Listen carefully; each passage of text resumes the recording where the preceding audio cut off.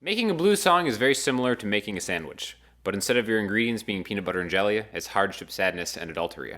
But making a blues turnaround, you're going to need to know what tools and techniques to use. So we're going to talk about how you can kind of incorporate your own writing and a scale into making your own blues turnarounds. So first of all, we're just going to do 8-bar blues in E type thing, right? So real quick, the chords are going to start with an E major, 1, 2, 3, 4, to an A, 1, 2, 3, 4, to 2 bars of E. Then we're going to go to the 5th, the 5 chord, and in E's case is going to be a B. We're going to play the power chord version down here on the 7th fret. 1, 2, 3, 4, 1, 2, 3, 4, then. And that'll bring us back to the blues shuffle part of it, right? So the turnaround that we're actually going to start by learning is going to be this one right here.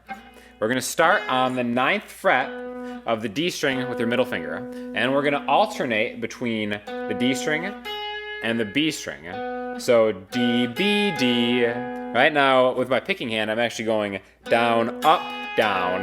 Then I'm going to go back a fret, down, up, down, back another fret, down, up, down, back one more fret on the D string, and that's going to bring me to, which is just a low E string, 5, 6, 7. So again, real slow. 9th fret, D, B, D, 8, 7, 6, 5, 6, 7. And now the theory behind this is this little part at the end. What that does, it ends the turnaround and it forces the whole thing to go back to the beginning in E, right? And the reason that is because we're ending on the 5 of E. E, F, G, A, B, right? So we're ending on the B, and that 5 draws us back to the beginning. So usually what you want a turnaround to do is to kind of lead you back to turn the whole thing around to where you started, right? So again, in context. And we'll start with the bar of the 5 chord B.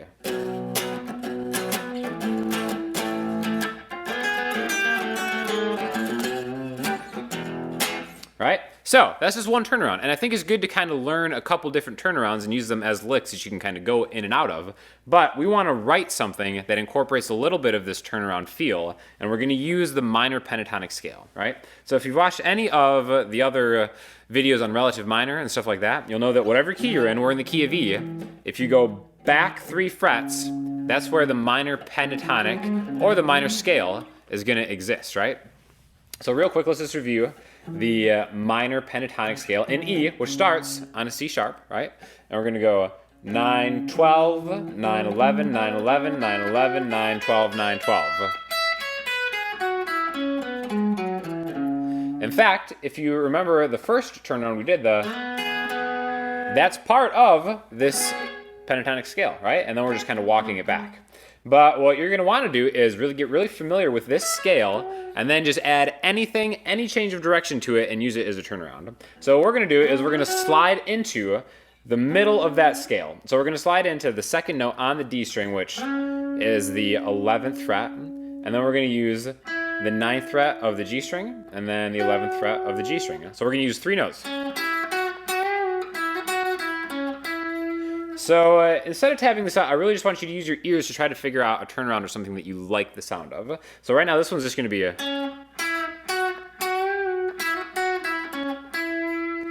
I start on the D string. And then I end up here. And then we're going to jump back to that kind of thing that led us to the E in the first turnaround, right? So in context, we'd go from like a B to an A.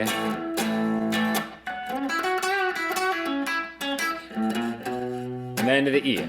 So I'm just kind of mixing and matching anything from this pentatonic scale. And anything that fits, we're just kind of jam a bunch of notes in there and then get to this little thing that ends the turnaround and then starts the whole thing again on E. So it can literally be any of these notes. Now, different notes from where you land is going to have a different effect on how it sounds, but I think the best way to do it, instead of just memorizing a bunch of little pieces of it, is just kind of experiment within this shape. You can start on the top of the shape. I was just going right there. I was going backwards through this scale. Like 12, 9, B, back a note,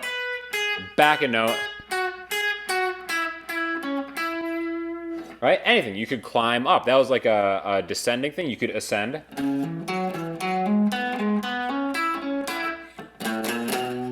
And then as long as you kind of use the base of learning this one lick that you've used, anything before that can fit. So I think one of the keys to writing an interesting turnaround is just getting super, super familiar with one shape, either of the pentatonic scale, of the minor scale, major scale, whatever, and then just knowing it forwards and backwards where you don't have to think about it and you can just play around in that shape and then lead it back into the E. Now you don't always have to use that as kind of like a crutch to get back to the E. There are different ways you can do it, right?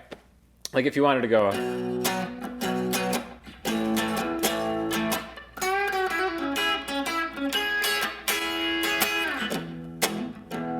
I mean, that's fine. It still fits and everything like that. I just think that landing on a B, the fifth of the scale of E, is going to lead the ear back to the E. So that's a good way to kind of start thinking about writing your own blues turnarounds. And then that kind of thinking can also spill over into any other type of genre music as far as like leading chords and taking a song in a certain direction.